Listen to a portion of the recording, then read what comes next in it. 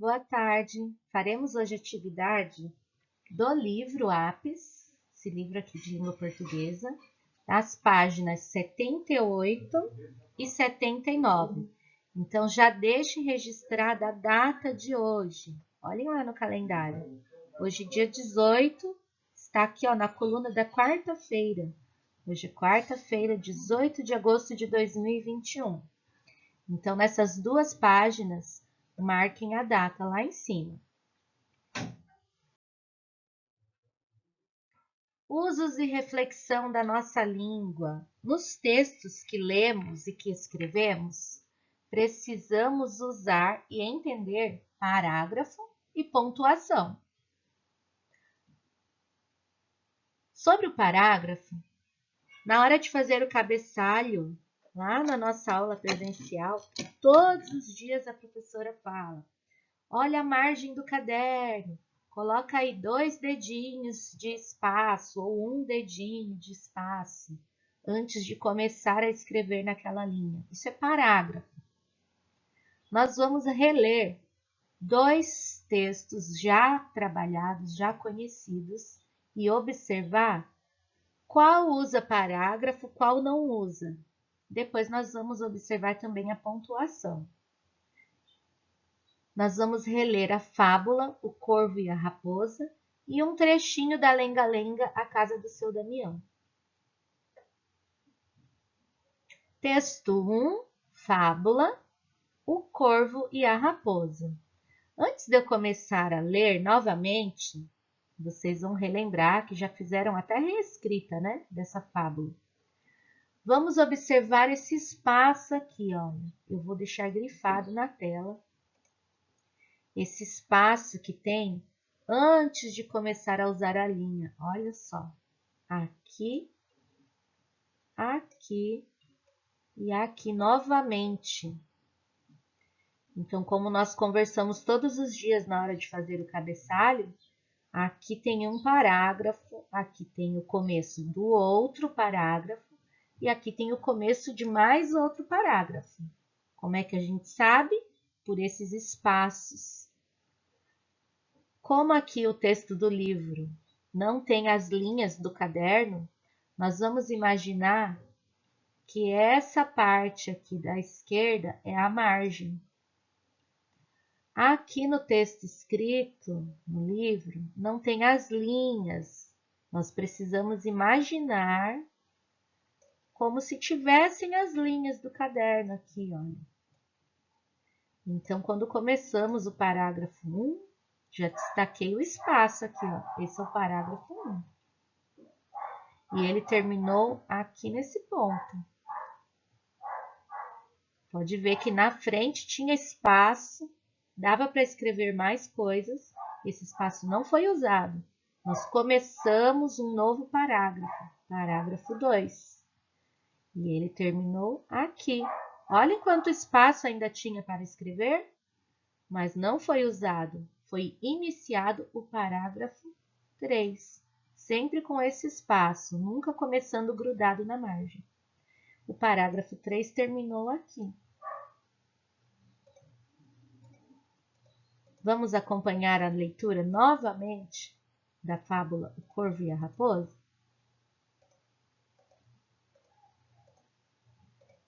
Um corvo roubou um pedaço de queijo e foi para o alto de uma árvore.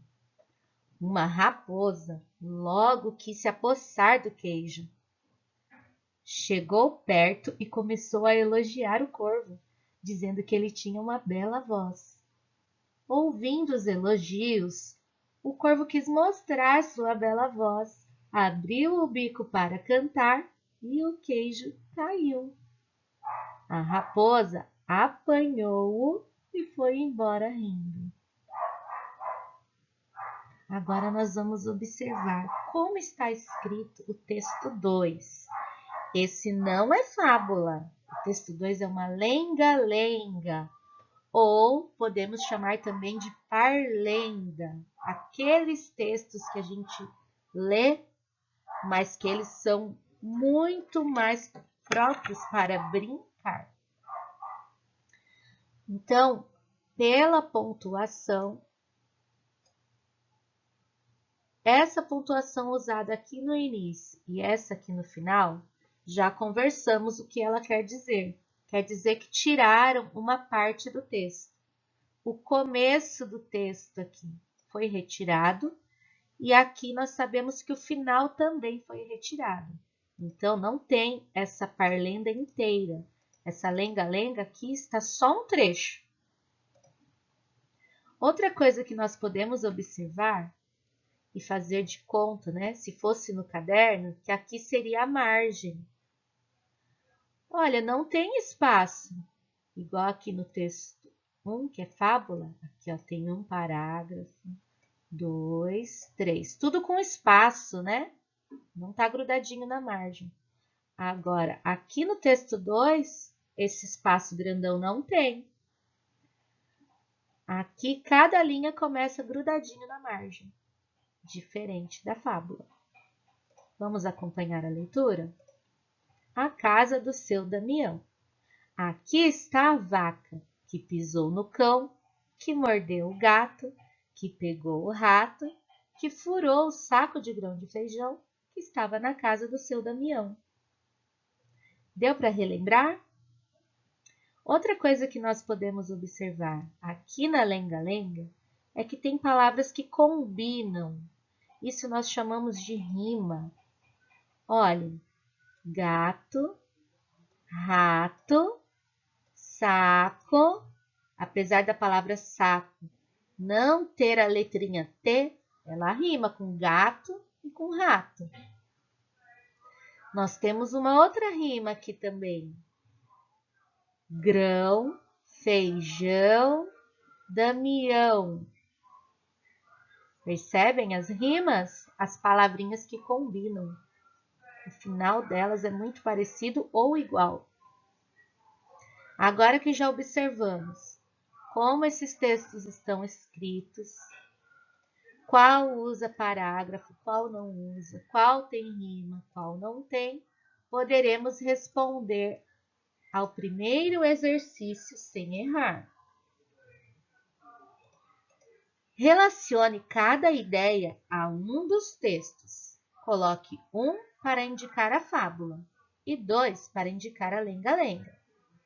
Qual dos dois textos é um texto escrito em versos? Verso é quando não tem o espaço depois da margem.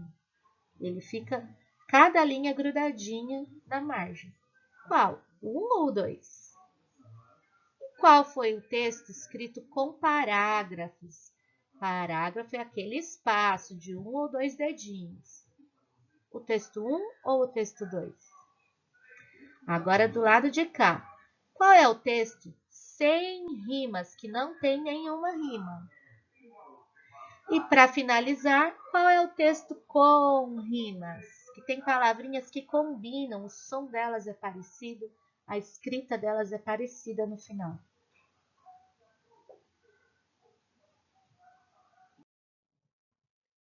Acompanhem agora a leitura do primeiro parágrafo da fábula que a professora vai ler.